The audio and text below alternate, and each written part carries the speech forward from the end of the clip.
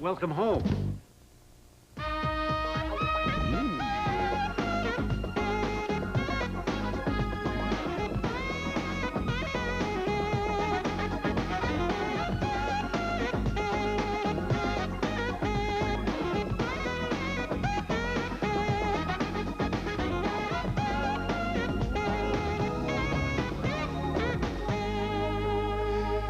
Good evening, folks, and welcome back, everybody. We are live again after 2 weeks of encore performances. I hope that you all had a terrific holiday and a great New Year's, and I truly hope that 1997 is the year that we've all been waiting for. And I got the prompter operator, Lynette. It says 1996 up there, and I signed checks today, okay?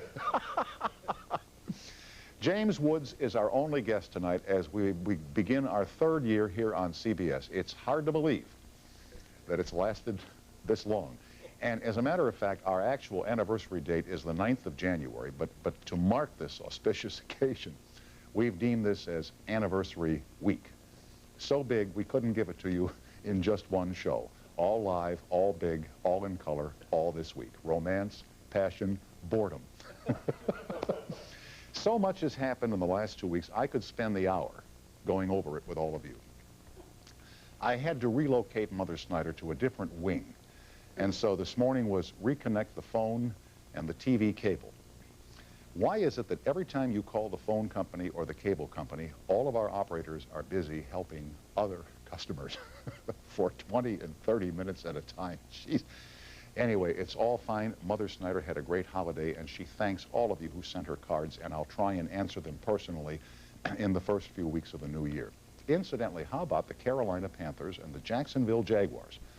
Who won their respective divisional playoff games this weekend and will challenge for the AFC and NFC championships against Green Bay and New England this weekend on Sunday. If you had bet Carolina and Jacksonville in the Vegas book in September to win their respective divisions and play for the championships, the odds were 8,000 to 1 against. If you had bet $2 in September, you would have $16,000 tonight. You see, folks, we're in the wrong business. Anyway, during the past year, some of our favorite guests are those who have a sense of humor about themselves, and one was Ron Howard. He talked about the difficulties of growing up with the squeaky clean image of his character Opie, and here is a part of what he said. I count myself lucky. I don't feel the pull of the dark side to the extent that I have to constantly guard myself from embarrassing situations, but I have grown up under that kind of scrutiny, and there are certainly times in my life. Well, you talked about going in to see Deep Throat. Right. I did that in college, and you know, nobody screamed out and recognized me.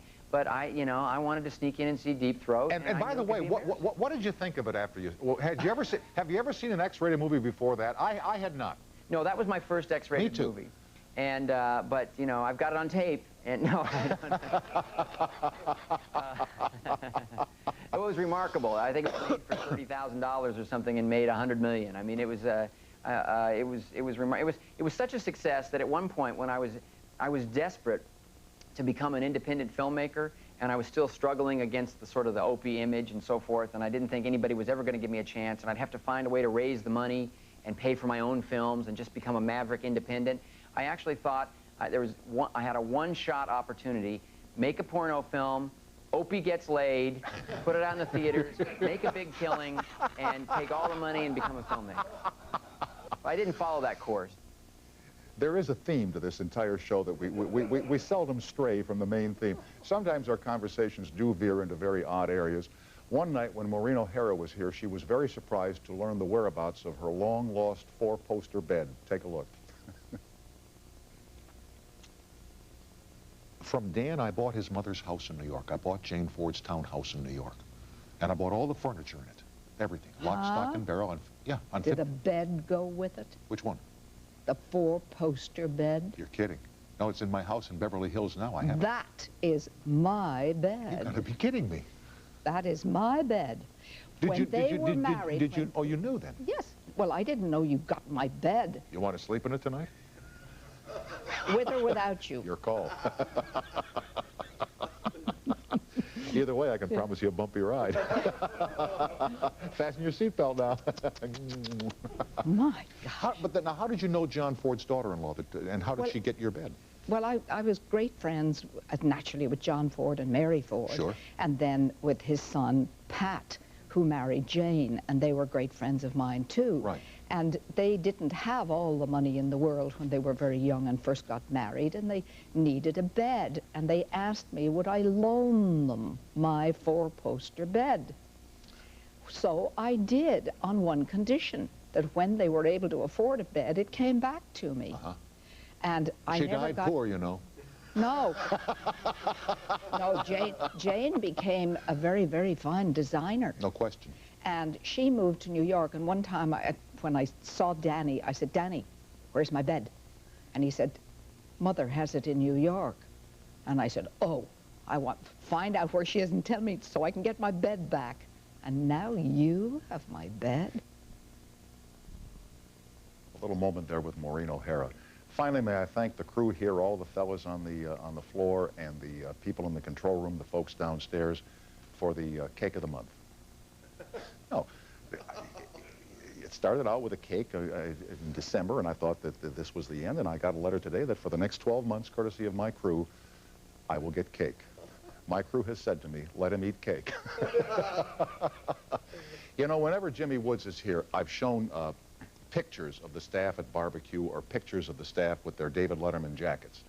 And he's always teased me about that. So tonight there are no staff pictures. James Woods, you on the toll-free line, fire up the color-teenies and watch the pictures, not the Polaroids, as they fly through the air. Thanks for watching over 2 years, everybody.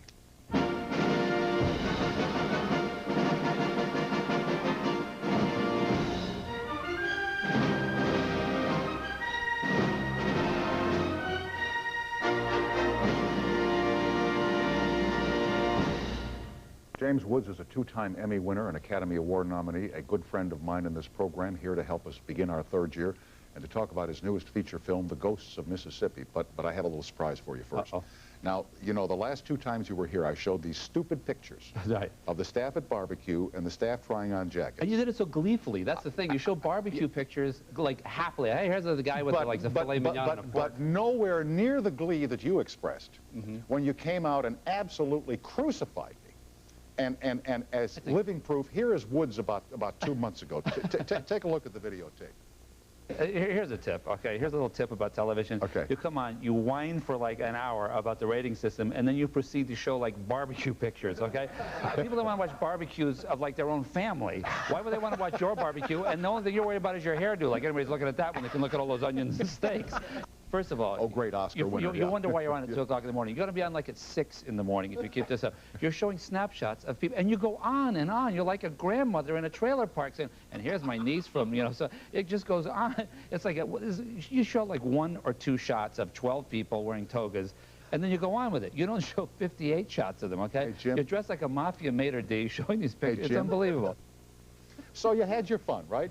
Okay, I mean, listen, granted, am I wrong about this? Did you ever wear that outfit again, by the way? As a matter of fact, when you called me... You were dressed like Paladin. You look like a riverboat guy. You look like some, like, 21 dealer in Laughlin, okay? And the mutton chops have got to go. You know this is 1997. Are you aware of that? I understand that, yeah. Why are you dressed like, you know, Ward Bond and Wagon Train? Okay, now, we talked with your brother Michael, who runs the video store back in Rhode Island, okay? Doomed. And we said... By the way, do they know about this? Do they know about this thing here? They don't show this thing. He's got a spittoon next to his chair, okay? He thinks he's like in a bar room in Salinas, California in 1846. Tom, why do you have a spittoon? You were so anyway, we called your brother Michael back in Rhode Island, who runs the video store. And we said, would there be any, because Jimmy loves snapshots when we show him, would there be anything around the house that we might show the folks watching on TV? Now here, Christmas memories, James Woods, now here we are. Oh, God, are you kidding me? What are you, about 6 there? I could look at that forever. Now that's a snapshot. Are you kidding? Who couldn't look at this cute little guy? What's he showing me there? Like, is that a dental thing? It's like, probe. That was like a gynecological instrument. What is he doing there? Santa Claus is making a move on you there. Santa Claus is like some old, he belongs to the NAMLA, North American Man-Boy Love Association. Or only you could make the connection. You know? I'm sorry. Now, in the next picture, this is James at 14. Remember, you described yourself as kind of a nerd, right? Does that look like a nerd? That's the hippest looking. This guy could be Elvis. Look at him. I do look a little sepulchral there, don't I? Well, Okay, now there's a cool looking kid. Yeah, cool looking kid. Where Yeah. did he get these pictures? My little brother is a dead man. By the way, he's going to be 40 years old tomorrow, okay? And I just want to tip it right now. In fact, he's 40 years old like now. Yeah, okay. And here's another one he sent along, okay? Was this when you were in the slide rules? Oh, look at here. Oh, there's nice. That's nice. Hey, listen, that was... You have to wonder about the old maturity quotient when you see something like this. That huh? picture was taken actually last week. That was actually this Christmas. Oh, God. My little brother is such a dead man. You have no idea. First of all, let me explain something. He's 9.5 years younger than me. He's, Michael, you are so dead. You have no idea. I'm going to incinerate him. The golden balls thing was nice. That was good, you know? Yeah. It's one of those things where, you know, hey, lift your head and cough, you know what I mean? Yeah, right. The tinsel comes down. Yeah, jingle balls, yeah. I used to have these model sailboats in my room. And when he, you know, I was like 15 and he was 5, and he'd come in and say, "Can I see the sailboats?" Yeah, these little yeah, tugboats yeah. and stuff. And I go, "No, you can't. You're little. You'll touch them. You'll break them. I made them. Yeah, I was a little Leave 'em alone, right? anal compulsive, as you can probably relate to." And I had these. I painted them and set them. I was like a total fruit. So, and he'd always want to come up. So finally, it came to my attention that for over a year he'd like sneak in, and he'd like just touch the boats and run and hide and so on. Like 2 years ago, we were sitting around, you know, at the house having fun. You know, he's got his kids. You know, we're all like, "What are those tugboats that I had? You know, those model tugboats?" He goes, "Yeah, I know what happened to them." I said, "What?" He said, "When I was about 12, I took them out in the backyard and they put M80s in them and blew the like blew them just like there was nothing left, like the Hindenburg, okay?" So now he's got his vengeance. Okay. Let me ask you here about this picture that you're in where you play this racist Byron de la Beckwith. Now that's a smooth segue. See, this is why you're here for 3 years. By the way, happy anniversary. But that's Thank a you smooth very kindly. segue. It's what When I've the been golden doing. Christmas ball still like racism. Hey, you know, you can't be smoother than that. Oh, Okay? only I can do it, kid. Okay. Jeez, You should have been here the night we had Don Rickles on, and I won't even tell you. But in reading about you in this picture, you say that you fought for this part. Yeah. What does that mean, you fought for the part? Well, I mean, they didn't want you to have it? No, well, I mean, they did, what Rob Reiner is, I think, a remarkable director because he really puts his heart into things, and he wanted to do this, a very accurate rendition of this very true story and recent story, and the real character was in his 70s, and so he wanted to get one of our eminent actor stars in his 70s, like a Paul Newman or a Marlon Brando or a Robert Duvall, all great actors and great presences to play this character. And I went into lobby, you know, I mean, I'm an actor in his 40s trying to play a character in his 70s. So, I mean, I'm not right for the part, per se. And it would require a lot of makeup, which would take a lot of production time. Which you did eventually. Which I did do, 4 hours a day. And, but I just said that my passion for it was so great, and I knew that Rob, as also an actor as well as a director, would relate to the passion, because that's something every actor can relate to, that you want a part so desperately for reasons beyond just the acting challenge, but because it related to something that I felt was a very important issue in this country, an issue that people, I feel they think they're tired of, but that we will never be and should never be tired of, which is the problem of racial harmony in the country. If you look now, the picture that was out about 3-4 months ago, A Time to Kill, which was a very compelling picture, and this picture, a very compelling picture. I mean, it's something that we should pay attention to on a continuing basis. I fully agree with you. And by the way, I'm gratified to see that Time to Kill was successful. Our picture opened very well. You know, knock on wood, Rosewood is coming out. There's some remarkable attention being paid right now to this issue, and it's gratifying to see that people are interested. Just a personal note, I was a little befuddled, if you will, that some of the critics attacked Rob, saying, you know, to deal with civil rights issues in the hands of a white male, you know, as if civil rights are not a white or male issue. Right. I mean, whether it be racism towards blacks, gender discrimination towards women, whatever it may be, these are issues that involve every American citizen. So, I mean, I don't want to sound like I'm on a soapbox, but it's like, you know, Bobby DeLauder, the district attorney who prosecuted Byron de la Beckwith for the 3rd time, and for the 3rd trial, after 27 years of trials in Mississippi, was a white male. Well, thank God he was interested enough to pursue this. Absolutely. Bobby Kennedy was a white male. He was one of our greatest champions of civil rights. You did not want to meet de la Beckwith. No. You didn't go to see him at all. Well, we were shooting at the Hinds County Courthouse, and he is kept there because if he were put in the Mississippi State prison population, he would be killed rather instantly. Oddly enough, a black woman sheriff asked me if I would like to meet him. She said, "Mr. Beckwith wanted to meet you," and so on. And I mean, and I was like, you know, with the rubber on the head and the hat and the whole thing. And there were people there who knew him and said, you know, at that point I was like a dead ringer for him. And she said, you know, he'd like to meet you. And I said, well, would you please send the message back that I declined to meet him? And it was just kind of a spontaneous thing, but I just thought, I don't want this guy to feel that he's being celebrated. For crying out loud, you know? And I want him to know that I really didn't want to meet him. And I wanted him to know that this movie wasn't about him. He's a linchpin to a greater story involving Medgar Evers' life, a great civil rights leader, and Bobby DeLauder's life, a man who I think has carried that mantle.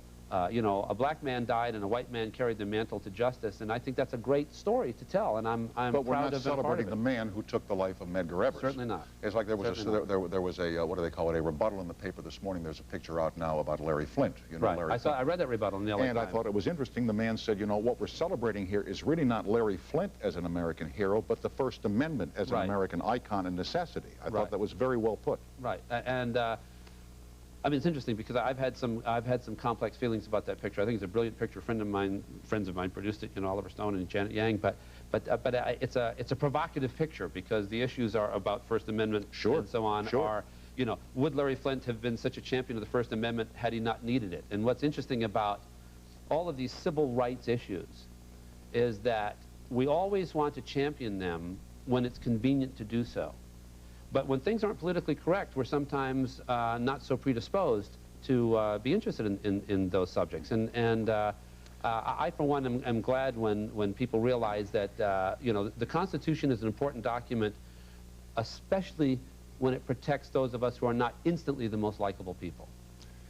In talking about political correctness here, I'm thinking about the case of the little boy who kissed the 6-year-old girl and they pulled him out of school. Nonsense. Okay, Jimmy, if the little boy had kissed another little boy, nothing would have been said. Right. Nothing would have been said for fear. Well, you know, I have to tell you, and this we're treading into, you know, dangerous waters here, and yet, you know, hey, why not? Hey, but you know something? We've always been in dangerous waters. From the time we threw the tea in the harbor, kid, we should be in dangerous waters. Democracy should be a very dangerous thing. Yeah, I think it should. We should always be on the edge here. Right, and this is just my own personal opinion about these things. I once spoke with Warren Berger at a commencement.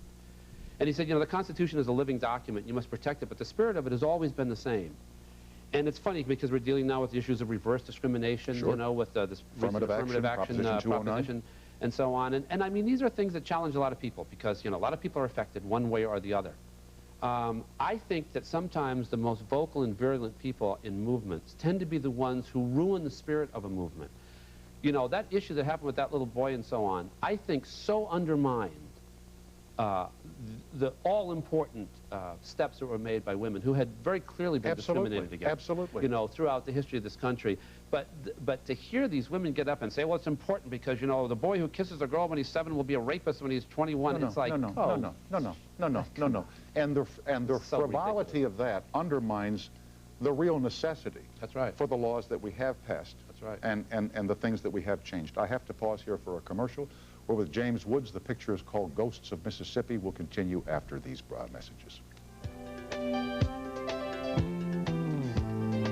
We have a brief scene here from Ghost of Mississippi, which you can set up for us. This is during the final trial, when Delia Beckwith was in his 70s, being tried for the murder of Medgar Evers, a civil rights leader. Bobby DeLauder, the assistant district attorney, was in the men's room, and Delia Beckwith, who was on bail, so he was free to walk about, actually walked in the men's room, and the two of them were alone in the men's room, and this a version of the scene actually happened. Okay, here's a little bit then from the Ghost of Mississippi.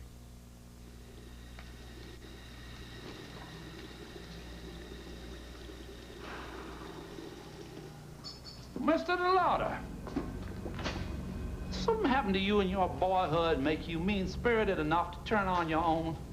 Why aren't you out doing what the good Lord in the state of Mississippi got every right to expect you to be doing? Which is? Putting niggas away for killing white people, instead of the other way around. You know, you and us, Mr. Peters, y'all ought to be run out of this state perpetuating this foolishness, and y'all probably will be. Mr. Beckwith, this is not some deer you brought down. This is a human being. A deer, Mr. DeLauder, is a beautiful animal. It's one of God's creatures. I would never kill a deer. A nigger, on the other hand, well, that's another matter entirely. Are you standing here and admitting to me that you killed Medgar Evers? What if I did? It's not like there's anything you nor anybody else can do about it. Yes, sir. We're gonna see about that. Oh, that we will. That we will. You know, we've all watched her through the years. When did you learn to love the bad guy? You know, I mean, think about Jimmy, the guys you played. I'm watching this, I'm thinking, you know, the guy with the golden balls and now this. You know what I mean? It's like, it's an arc. You know, you have to admit there's an arc there. Talk about a segue, huh? Boy, my brother, I'm going to wring his little chicken neck. Anyway, yeah, it happened with the Onion Field. It was such a great opportunity to play that part, another part that I fought for tooth and nail. And somehow when you have a kind of splashy role like that, one of the first times in movies, it was one of the first movies I did, and people respond to it, well, you know, it's not like you have a great opportunity to just pick your shots the next time around, so now another great role comes along, and they say, hey, how about the guy to that? Maybe he could do this. And a lot of times you get on a path, and oddly enough, I mean, I was the guy in school that people, you know, like pension rolling down the hill outside of gym class. You know, so it's not like I'm like innately, you know, was innately predestined to be playing the bad guy, because I'm not really very tough at all. I'm kind of like a wuss, to be honest with you. And so it's just odd that I ended up playing these parts, but I guess I was like, you know, a pretty competent actor, and I got this one wonderful part, and it led to kind of another wonderful part. And then I became kind of fascinated with evil? No, not with evil per se, because I think evil is, I truly believe that evil is a concrete, exact thing. I don't believe that the Menendez brothers got the wrong size tennis racket when they were 12 years old, and somehow, gee, you know what? Later on, let's shoot old mom in the face 6 or 7 times, reload and hide the shells. What do you say? Because you know that damn tennis racket thing is just, I can't get it out of my mind. You know what I mean? I think that they're just evil scum, you know, evil scum. They've been evil. It's in their genes. It's some kind of satanic bad seed. It's bad seed. Okay. You know, Susan Smith is bad seed. Bad seed. She didn't drown her kids because she was molested by her stepfather. I drowned her kids because the rich kid in town wanted to bang her, and you know, he didn't want kids, and she said, hey, well, how about I drown him? How about that? No, she's just evil. She's evil. So, but what I'm more interested in, and I think that Beckwith, evil. Yeah, Beckwith's totally evil, and that's why people say, you know, interviewers say to me, well, when you play Beckwith, you know, do you look for what actors? I said they look for the part of an evil person, you know, bad guy that they can identify with. It's a bunch of, okay? Yeah. What do you want to identify with in this guy? He's a pompous, loudmouth, racist, stupid, bigot, scum, pompous, blowhard. Yeah. Okay, there's nothing about this guy I like. He's a bad dresser, even. With all due respect. But, you know, and it's a... just kidding, I'm just kidding. Would I tease you anymore? Yeah, You're in your 3rd year. Yeah, Mr. Brooks Brothers. Okay, thank you. Sure. Okay, so tell that to Ralph Lauren, who, by the way, didn't give this to me free, so why am I giving him a plug? Anyway, my point being is that what I look for is, I was always curious. One day I said to myself, these guys, these killers, you know, guys are killers. So they go around all the time like they're killing all the time. You kill for 1 nanosecond of your life, and the rest of the time you got to go to the grocery and get the, you know, preparation H and the thing at the drugstore. I mean, what do you do when you're sort of a bad guy, but you got to live a life? That's what I'm interested in. So there's a little scene in Ghost of Mississippi where I'm sitting with Thelma, my wife, and we're waiting for the verdict. And I just thought, you know, I read an interview where he said, you know, this Thelma, she was a damn Miss Chattanooga. You know, this guy's like bragging about this old bag, Miss Chattanooga. So I do this in the scene. I just had this thing. I said, Rob, do you mind if I'm like flirting with Thelma in the background? And I'm in the background going, Snoochie, Snoochie. I'm doing all this like weird stuff. And I just thought, this is what this guy would do. And later, Darrell Evers, Medgar's son, Medgar Murley's son, said to me, he said, he would do weird stuff like that. He was just like this loony old fart, you know, who would do this weird stuff. And I always like to bring that stuff to bear, because when you're watching this stuff, all of a sudden you think, wait a minute, this is a man who shot somebody in the back. And then it becomes twice as chilling. What won't you do? What bad guy wouldn't you do? Oh, I wouldn't have to do anything involving child molestation where the guy had to. I mean, I've been offered those parts, and I don't think it should even be dealt with in film unless we do it the way we did an indictment, where you show that there was a witch hunt, but you're not showing any child molestation. But I don't think children should be put in sexual situations, even simulated, in film, because they don't have a choice about that. So I think if they are put in that situation, you may be possibly damaging somebody for life, and I don't think we have a right as adults to do that. While you make a comfortable living doing the parts that you have fought for over the years, others make far more doing commercial work. I could mention names. And the last time you and I talked about your choice of the work versus the money you could make if you'd gone a different way. With you, it seems to me, and I may misread you totally, that you're not in this for the $2. That you're not in this for the money. I'm not. I'm honestly not. In fact, right now, what I'm looking for is I'd love to do I did a little movie called Killer, A Journal of Murder, actually, which is going to be out on video. I mean, it played just in L.A. They played it for a Liskin Art House Theater piece that my brother was in, and my mother, by the way, my nieces. I had the whole family in. And they were You wonderful. didn't have the Christmas balls. No, I didn't have the Christmas balls because those have been retired, Tom. They're in the Smithsonian next to Fonzie's jacket and your sideburns. But anyway, because those can't be real. Anyway, no, but I'm just, we're old friends, so, you know, everybody knows I'm teasing him. He's fine. But this is not to say if a wonderful, fun, you know, I mean, I would love to have done, say, In Line of Fire or you know, one of those one of those movies, just because they're fun to do. I did The Specialist. And another picture that you did that was totally out of character for you was the picture you did with Dolly Parton, where you played the reporter. Right. And you almost were romantic there. You were. Well, Tom, thank you. I was supposed to be romantic, not almost. So I'm glad that I failed. But you know what I'm saying to you, Jimmy. I'll kick your spittoon off the stage. No. Listen, Snoochie. No. Anyway, to be honest with you, I did that just to see what it'd be like to, you know, dance with Dolly. Who's going to turn down a chance to dance with Dolly Parton? I had a love scene with Dolly Parton. You going to pass up that chance? Absolutely not. Okay. But also, I mean, because she's just such a great person and a lot of fun, and she's an icon, and you want to, you know, be in bed with those babies. But anyway, on film. But I'm joking. I'm being silly. I'm being a hard time because you can see I'm a kidder. You saw the golden ball thing. About 5 years from now, you're going to be on top of a building in Westwood screaming at people, and we're all going to say, you know, we knew the day was coming. I was there last Thursday with my golden balls and my sniper rifle. You know, I couldn't decide what to do. It was Christmas. I said, hey, bring out the golden ball. No, but I mean, this is really, I'm glad we did this serious Ghost of Mississippi plug tonight. Thank you. No, but I think that a lot of times the commercial stuff is just boring from an acting point of view. I don't have much fun doing it unless it's a terrific, you know, fun picture to I understand. do. I understand. And I just, you know, I'm 49 years old. I've been doing this for a long time. I was talking to Jodie Foster on the set of Contact. I'm doing this new picture, Contact, Bob Zemeckis' film, with her and Matthew McConaughey and a wonderful cast.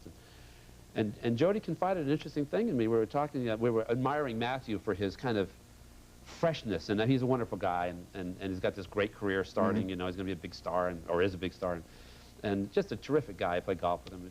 And she said, God, is it fun to watch him because he's just so fresh and so impressionable, and he just gets out there, and it's all so real. And I said, yeah, we old pros, it's tough, you know, because she's been acting since she was a kid.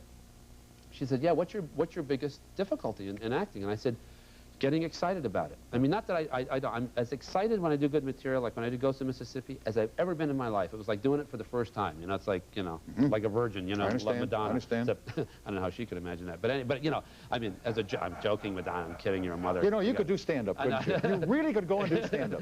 But in all seriousness, folks, you know, and Jodie said the same thing. She said that's why she has to work with great people like Bob Zemeckis on great material like this movie we're doing, because it's hard to get it up for it, you know, otherwise. The greatest challenge you've had in terms of a character you've had to play, Roy Cohn? You know, it's a difficult question. I'll tell you why. Because the ones that look the hardest, because I think all actors who really love it, and many of us do, and many actors are really good, and some don't get the credit for it. Like Bob Redford, everybody said was such, you know, a good-looking guy and so on. He's an amazing film actor because he really understands film, for example. I mean, he understands the nuances of film. Actors get what he does, for example. You always go for degree of difficulty. It's like one of the things I like the most. Roy Cohn had a tremendous degree of difficulty. So did Byron de Beckwith. Yep.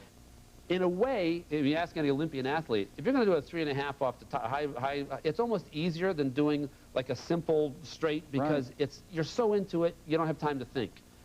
One of the hardest things to do is, like, I just did this little thing for Hallmark called The Summer of Ben Tyler. I played kind of a sweet guy, and he has a wife, and there's this, it was, again, a picture about race problems.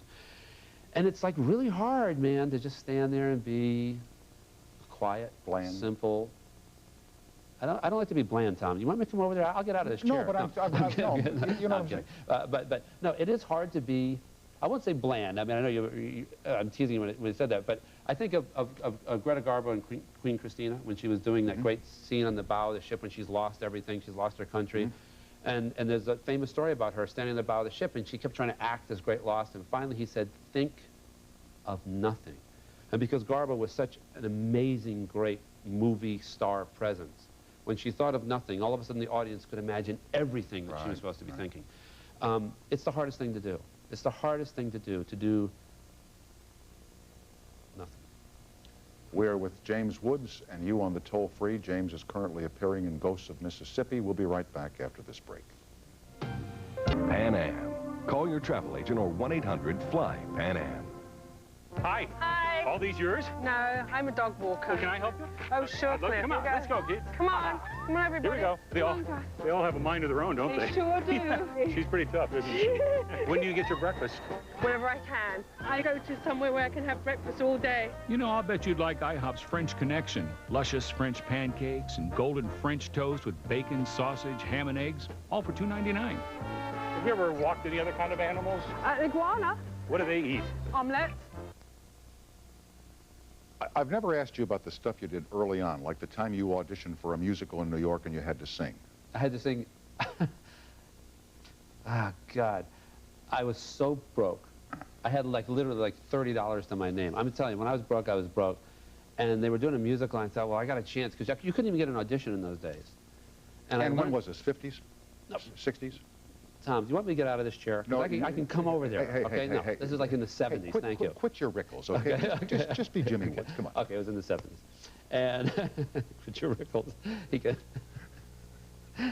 was in the 70s, and I needed money so bad. I said, I got to get this job.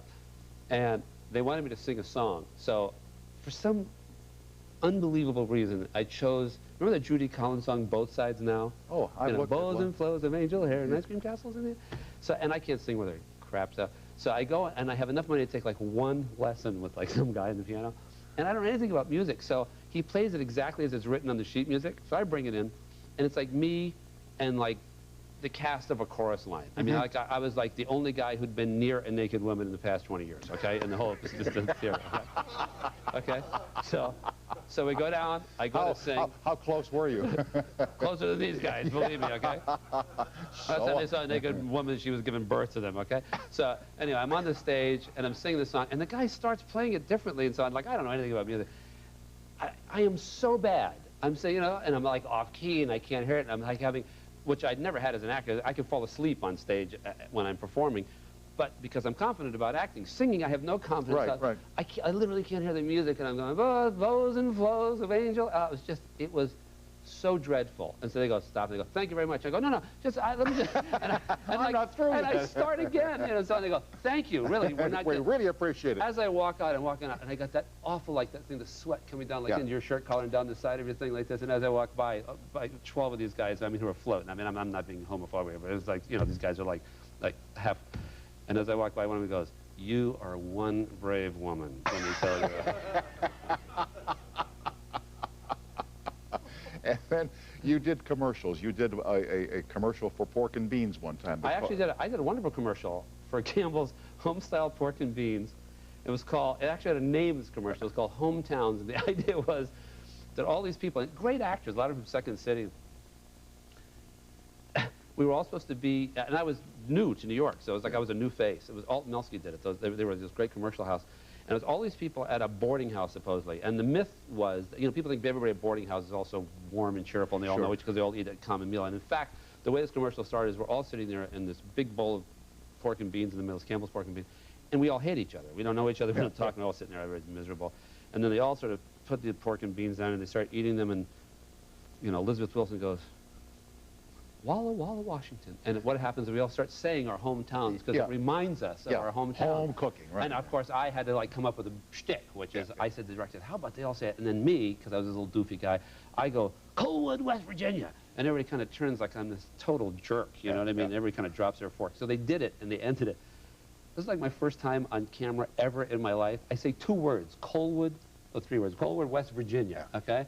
We get a letter from the governor of West Virginia saying that if they continue to portray West Virginians in this offensive fashion, the state of West Virginia is going to boycott Campbell products. So I got cut out of the commercial. So much for being inventive, And I didn't have my golden balls. If I had the golden balls, it could have worked. Where is our sense of humor going in this country? I don't know. How innocent. Coalwood, West Virginia. So what? I mean, it's the first words I ever uttered on film. I start the Second Civil War. God, how I wish I had them now. Happy New Year, young man. You too, Tom, and congratulations on your 3rd year. Okay. I'm glad to be a part of it. Thanks a million. And I got to tell you, you let me tease you, and I have to tell you all the teasing is really, truly deserved. It's good to see you, man. Good to see you, sir. Okay. Happy New Year. James Woods is the guest. The picture is called Ghosts of Mississippi. Back after these messages.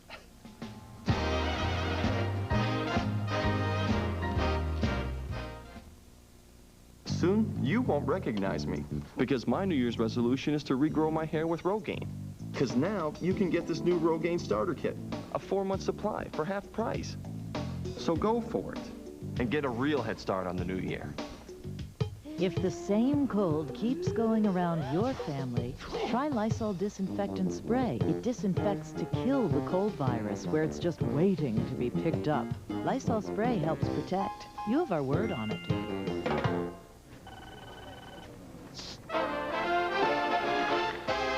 Just for the feel of it, just dig the appeal of it. Everyone is singing to the sound of Diet Coke. Just look under every cap of specially marked packages for a 1 in 9 chance to win free CDs and trips to the Grammys. My place, or your place with it. Diet Coke, yeah!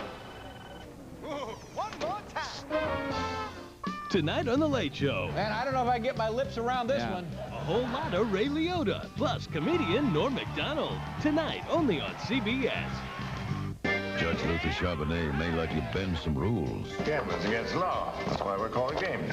But one thing he won't let you do. You drag me and my family into it. Is mess with his family. And I'm gonna take you down. Larry Hagman returns in Orleans. 2-hour series premiere Wednesday on CBS.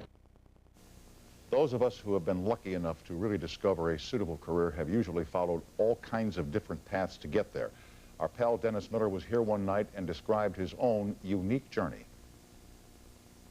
I never thought this would happen to me. It really is... I understand what you mean. It blows your mind. It really boggles your mind. It boggles mine. Every day it boggles mine. I remember getting out of college and sitting there in this real estate seminar, and this guy telling me about how hard we'd have to work, and sitting in a bad hotel like a Hyatt, like some... like an S seminar. We weren't allowed to go whiz. I had to listen to this guy drone on about real estate for 5 hours. For me, it was selling insurance. Yeah, and then he gets to the end. He's there. Now, you don't get anything except your commissions, you know, and I'm thinking, I'm in hell. I don't even know what I'm going to do for a living here. I'm a nutcase. Next thing you know, I'm at an all-gay florist store. I'm the delivery man. You know, I'm coming in the morning, 8 a.m. They're already doing production numbers from Hell's a Poppin'. I'm this far away from, you know, myself. I'm thinking, what? Thank you so much for that. It's a bleeper!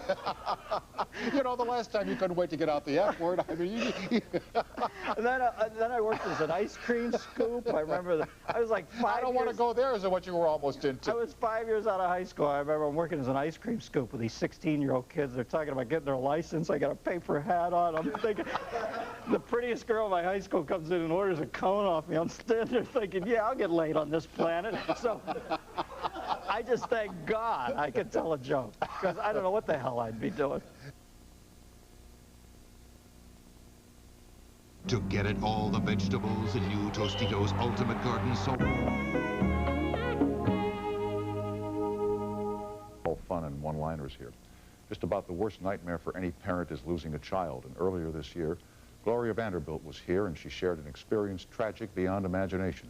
She watched as her own son leapt to his death from the balcony of her high-rise apartment. She told it this way. Well, I screamed at him. I said, Carter, what are you doing? And he said... And he put his hand... it's, you know, it's awfully hard for me to talk about. I know it is. I can write it, but talking about it's different. Do you understand? I understand. Yeah. When you want me to stop, you tell me to stop, I will stop. And I knew that something terrible was happening, and I started down on my knees, you know, and he said, no, get up, don't do that, get up, get up. And I wanted to call out to him, I'm your mother, but I didn't, and then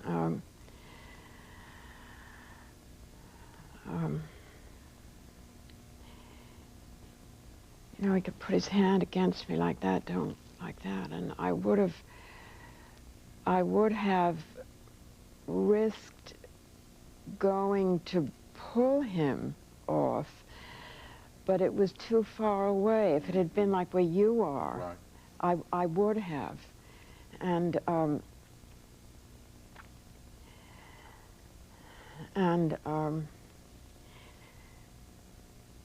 then a helicopter came overhead. It was still light out. It was around 7 o'clock, and then the helicopter came over, and then he looked up as if it was a signal.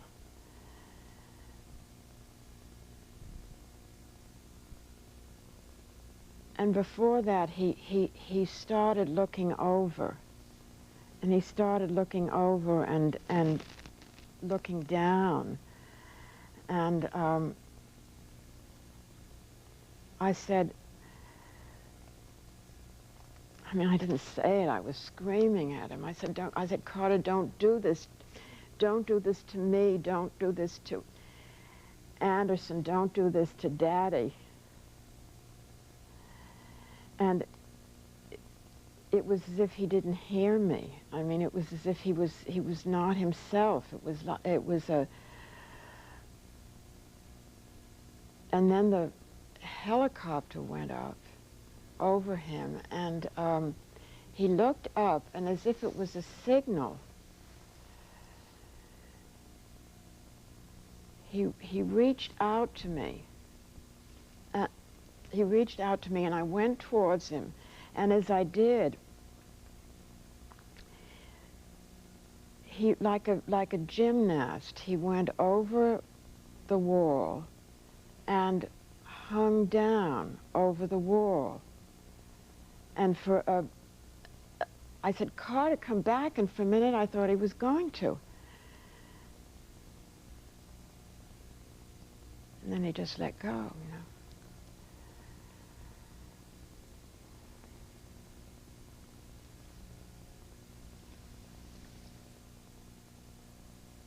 Tough night.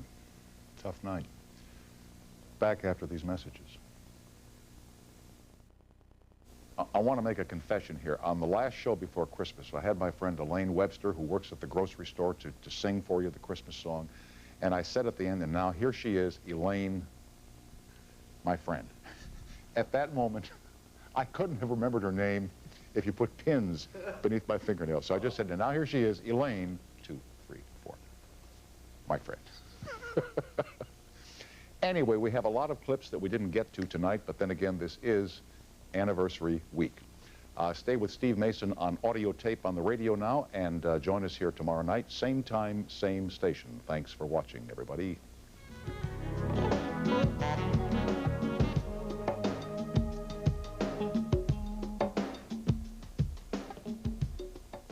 It's a highly effective